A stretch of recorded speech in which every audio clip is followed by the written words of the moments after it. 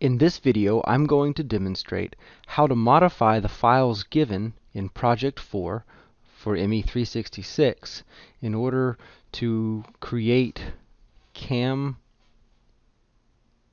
CNC code as it relates to your student ID number. So the first part that I want to look at is the pin. So this is P4 pin.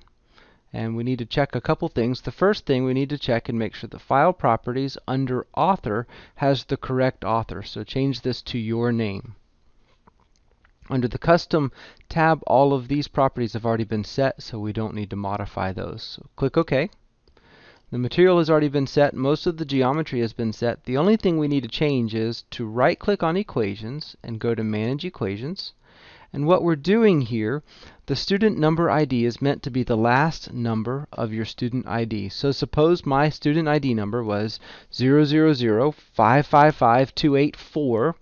I would take that 4, the last digit there, and type it in there under value equation. And when I hit enter, a couple things happened. I have some equations that changed, and most importantly, my CAD data changed. This is the geometry that I need to use since my student ID ends in 4. So I'll click OK. And this file is now ready for me to handwrite the G-code to make this final cut. And probably the dimension I'm interested in would be to maybe measure from this surface to this surface.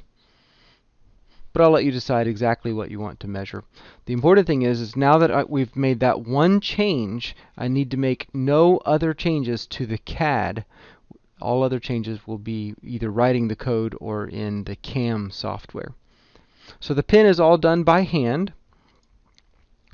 The housing will be done using CAM, but before I do that, I need to check and make sure again that file properties, the author is correct. So that looks good in my case. And again, we're going to go into equations, manage equations, and change the student ID number here to 4 because that was the last digit of my imaginary student ID. This changed the depth of the slot cut. And now this file is ready to open up SolidCAM and let the software help us write the code for the housing. Click Save, and that's all I need to do in SolidWorks. Everything else will be the SolidCAM portion of the add-in.